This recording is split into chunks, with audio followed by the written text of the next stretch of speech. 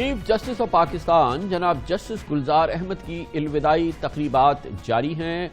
24 گھنٹے کے بعد چیف جسٹس گلزار احمد کی شعلہ بیاں آبزرویشن کا عدالتی باب تاریخ کا حصہ بن جائے گا۔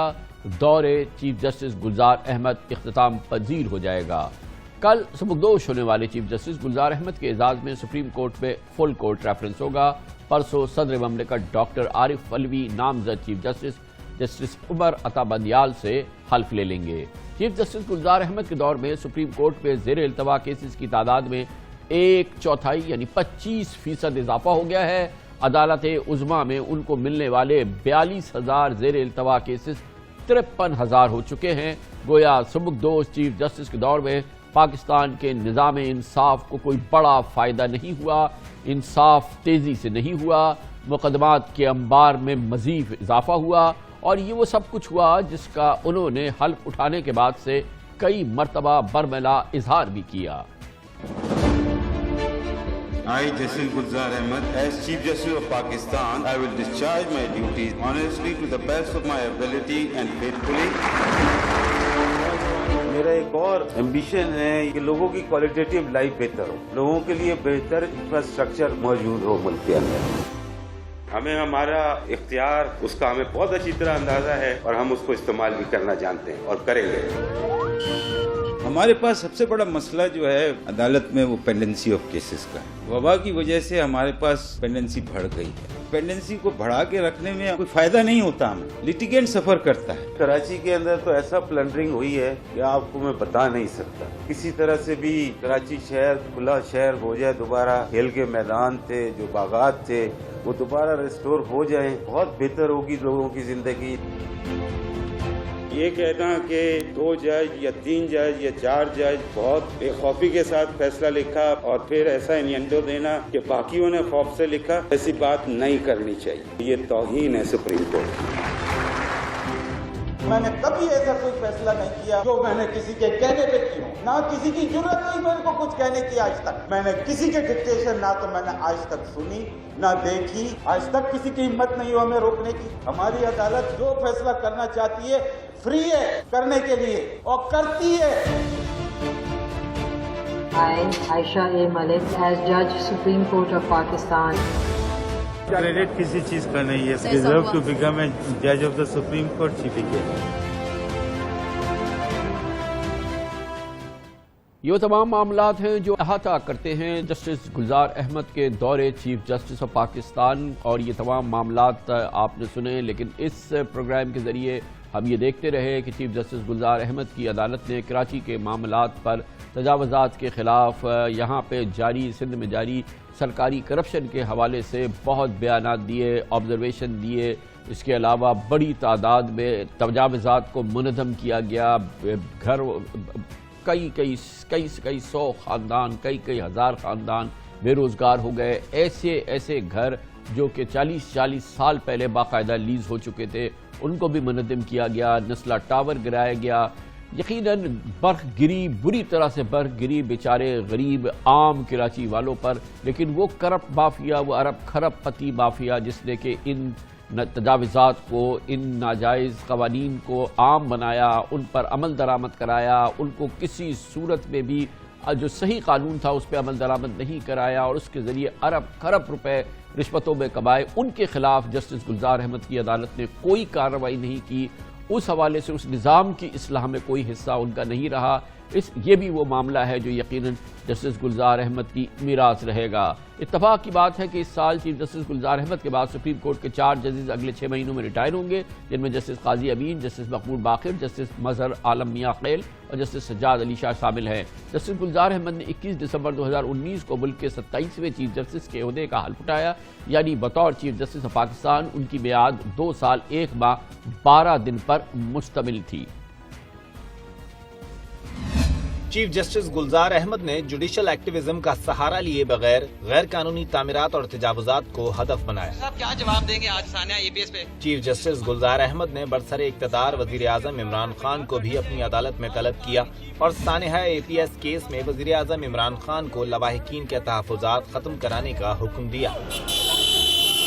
کراچی سے تعلق رکھنے کی وجہ سے چیف جسٹس گلزار احمد کے ریمارکس اور فیصلوں میں کراچی کی تڑپ اور کراچی بحالی کی جھلک نمایاں رہی، لیکن ان کے زیادہ تر فیصلوں پر ٹھوس عمل درآمد خال ہی نظر آتا ہے۔ جسٹس گلزار احمد کے حکم پر امپریس مارکیٹ بحالی کیس میں 1400 سے زائد دکانیں مسمار ہوئیں۔ الادین پارک سے متصل 450 دکانیں گرا دی گئیں۔ کثیر منزلہ نسلہ ٹاور اور تجوری ہائٹس منہدم ہوا اور گجر نالے سمیت شہر میں لیز آبادیوں کے ہزاروں خاندان دربدر بھی ہوئے، لیکن سندھ حکومت کے کرپٹ سسٹم کا بال بیکا تک نہیں ہوا۔ سندھ بلڈنگ کنٹرول اتھارٹی کے کرتا دھرتا سسٹم کے خلاف کوئی کارروائی نہیں ہو سکی۔ سندھ کے وزیر اعلیٰ مراد علی شاہ اور صوبائی وزراء کو بھی کئی بار عدالت طلب کیا گیا، لیکن کراچی کے مسائل جوں کے توں رہے۔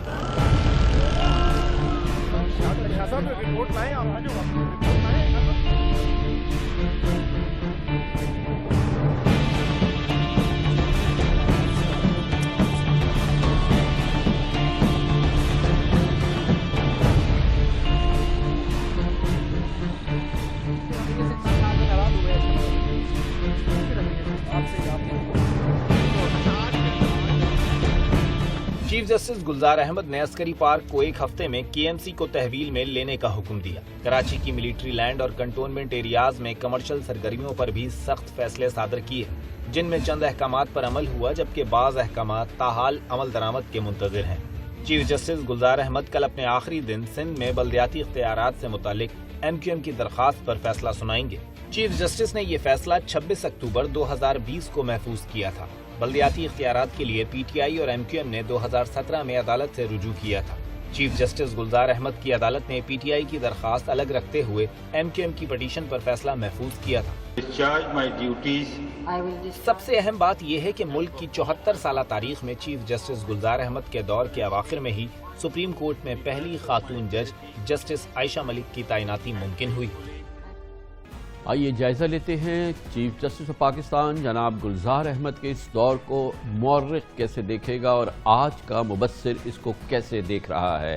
اس اہم موضوع پہ بات کرنے کے لیے ہم نے دعوت دی ہے۔ ہمارے ساتھ موجود ہے پاکستان کے ممتاز سینئر قانون دان جناب حامد خان، سابق صدر رہ چکے ہیں سپریم کورٹ بار ایسوسی ایشن کے، اور پاکستان کے ممتاز سینئر صحافی جوڈیشل امور جناب حسنات ملک ہمارے ساتھ ہیں۔ کیونکہ ہمیں تبصرہ حاصل کرنا ہے، ہمیں دیکھنا ہے کہ کیا آبزرو ہوا، کیا آبزرویشن رہی آج کے مورخ کی چیف جسٹس گلزار احمد کے دور کے حوالے سے۔ حسنات ملک صاحب، میں آپ سے آغاز کرنا چاہوں گا، آپ کے نزدیک اس دور کی کیا پہچان رہی، وہ کیا امور تھے، چند امور جو کہ پہچان بن گئے جناب جسٹس گلزار احمد کے دور سپریم کورٹ چیف جسٹس؟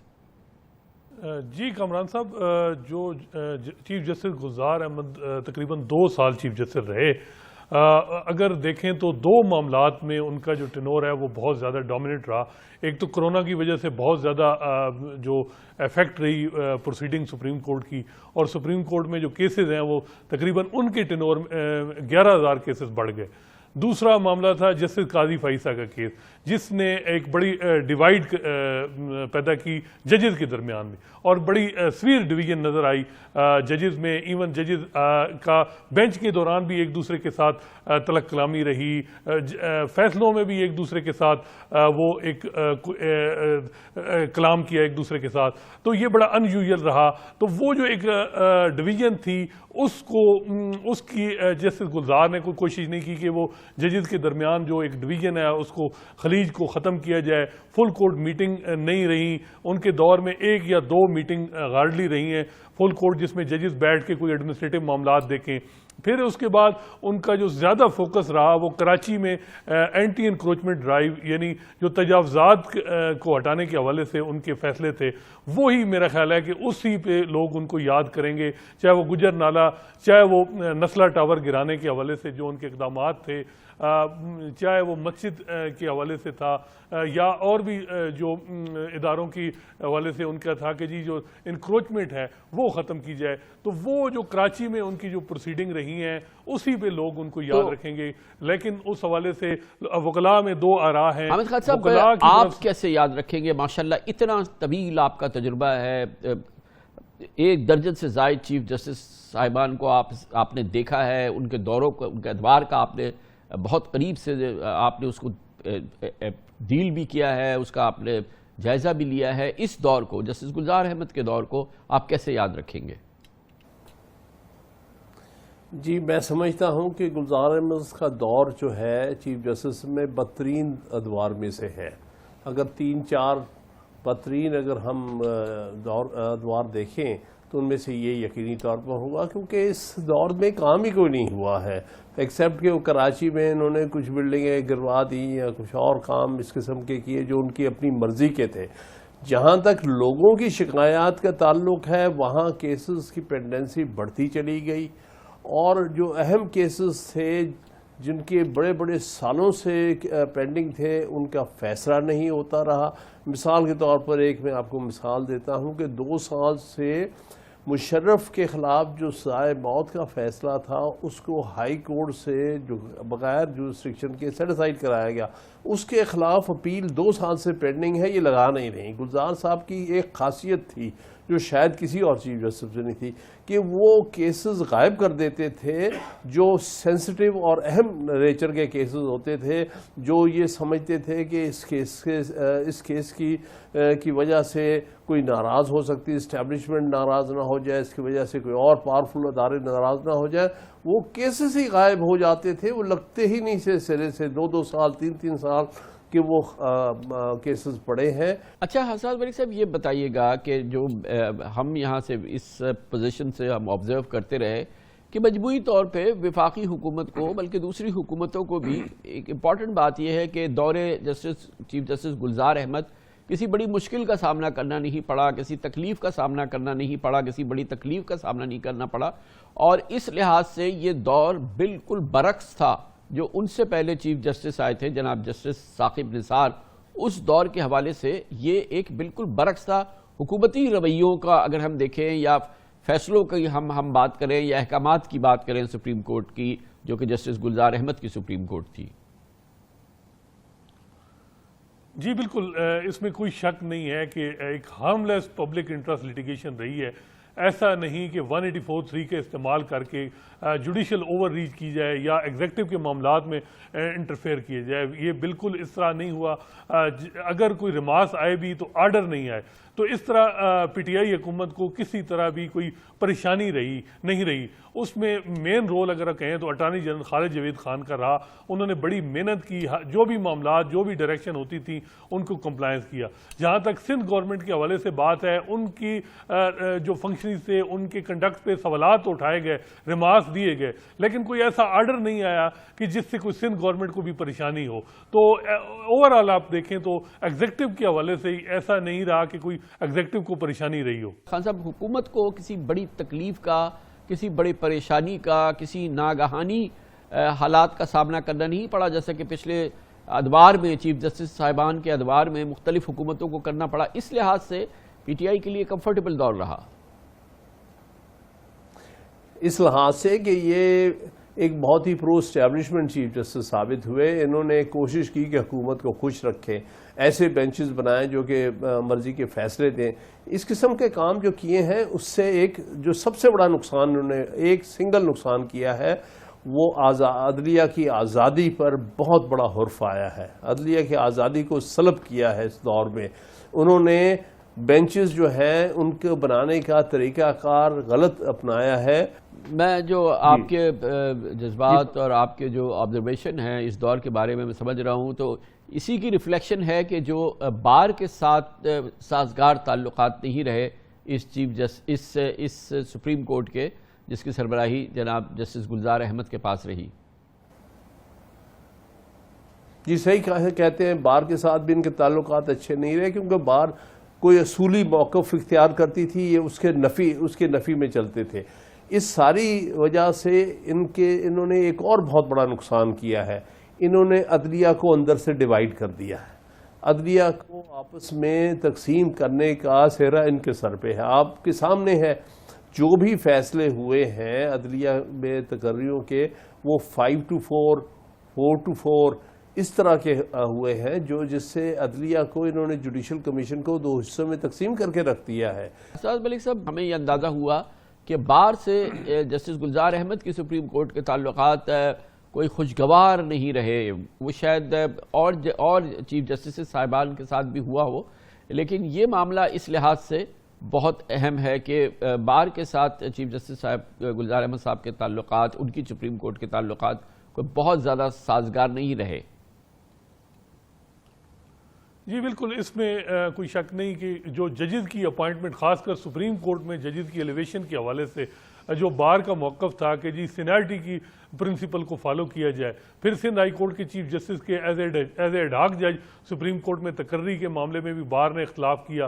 تو اس کے علاوہ جسٹس قاضی فائزہ کے حوالے سے جو ان کا یہ آبزرویشن تھی کہ ان کو وزیر اعظم عمران خان کے متعلقہ کیس نہیں سننے چاہیے، تو یہ وہ ایسی چیزیں تھیں جس سے بار میں اور ان کے کوئی تعلقات کو اچھے نہیں رہے. ایون بہت سی سخت تقاریر بھی ہوئیں، جیسا کہ آپ کو بھی پتہ ہے کہ لاہور میں ایک تقریب میں جب علی احمد قر نے ایک تقریر کی، پھر اس کا انہوں نے جواب دیا، وہ کافی چیف جسٹس گلزار احمد جذباتی بھی ہو گئے. تو یہ چیزیں رہیں کہ خاص کر ججز کی جو اپوائنٹمنٹ کے حوالے سے ایک ٹینشن رہی، اور وہ اس حوالے سے کوئی ایسا معاملہ نہیں آیا کہ وہ آپس میں جو ججز کے چیف جسٹس گلزار کے اور وکلاء کے کوئی معاملات ٹھیک ہوں، ایسی کوئی ایفرٹ بھی. یہ بتائیے گا کہ اس کو کیا ہم بڑی ناکامی سے تعبیر کریں کہ ان کے دور حکومت میں جو زیر سماعت کیسز تھے ان کی تعداد میں خاطر خواہ اضافہ ہو گیا، نہ کہ وہ کم نہیں ہوئے بلکہ بہت زیادہ اس پہ اضافہ ہو گیا،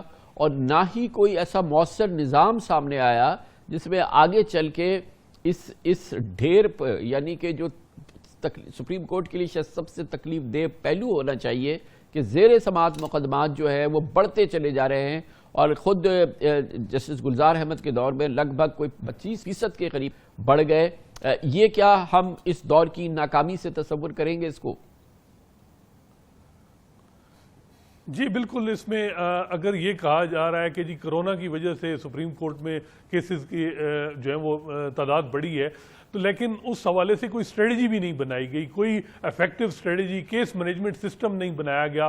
ایون ججز کی جو بینچز کی کمپوزیشن ہے وہاں بھی اس طرح نہیں کیا گیا کہ جس میں یہ فوکس ہو کہ جی جو ہے وہ کیسز کی ڈسپوزل ہو، وہاں بھی اس طرح کی اسٹریٹجی نظر نہیں آئی. بینچز میں ایسے ججز جو فوجداری مقدمات میں جن کو عبور حاصل ہے، یا فوجداری کیسز میں یا سول میں، تو ان کے حوالے سے جو بینچز جس طریقے سے ایک کمبینیشن ہونا چاہیے تھا اس کا بھی فقدان نظر آیا. اس کے علاوہ اوورآل بھی کوئی ایک ڈسپلن میں بھی وہ چیز نہیں رہی. کچھ بینچز میں کیسز جو ہیں وہ 11 بجے ہی ختم ہو جاتے تھے، اور کچھ جو بینچز ہیں وہ 2 بجے تک کام کرتے تھے. تو یہ چیزیں بھی رہیں. پھر سینئر جج تھے جسٹس قاضی فائزہ، ان کے پاس اگر حکومت کے معاملات نہیں رکھے گئے، لیکن اور بھی جو کارپوریٹ میں جو کارپوریٹ لا ہے جس میں ان کو گرفت حاصل ہے، اس قسم کے معاملات بھی ان کے پاس نہیں رکھے گئے. جو جیل کرمنل جسٹس سسٹم کے لیے جو جسٹس آصف سعید کھوسہ نے جو ریفارم کی، جو اقدامات کیے، ان کو بھی انڈورس نہیں کیا گیا، ان کے حوالے سے بھی کوئی توجہ نہیں دی گئی. اور جو اسپیشل بینچ بنائے جاتے تھے کہ فوجداری مقدمات کے خاتمے کے لیے، وہ بھی ہم نے دیکھا کہ وہ اسپیشل بینچ بھی نہیں بنے. جیل پٹیشن بھی بڑھ رہی ہیں، پرزنر جو ہیں وہاں سے بھی بار بار جو ہے ان کے وکلاء کو کنٹیکٹ کیا جاتا ہے کہ ہمارے کیسز کیوں نہیں لگائے جاتے. تو یہ چیز کیس مینجمنٹ سسٹم پہ بہت بڑا فیلئر رہا یہ گزشتہ 2 سال میں. خان صاحب، یہ جو پینڈنسی آف کیسز، یعنی کہ جو زیر التوا سماعت، جو زیر التوا مقدمات ہیں، وہ ان کی تعداد میں اضافہ جو ہے وہ ہمارے لیے اس پوائنٹ آف ویو سے ایک پاکستانی کے لیے شاید ایک بڑا تکلیف دہ پہلو ہے کہ پچھلے 2 سال کے دوران ان میں بہت اضافہ ہو گیا. 25% اضافہ تو بہت اضافہ ہے، اور یہی سب سے بڑا مسئلہ ہے پاکستان کے نظام انصاف کا کہ یہاں پہ مقدمات کے فیصلے نہیں ہوتے، نسلیں گزر جاتی ہیں، فیصلے نہیں ہوتے. اور سپریم کورٹ میں یکمش 2 سال کے اندر 25% اضافہ تو بہت بڑا اضافہ ہے. جی بالکل صحیح فرمایا.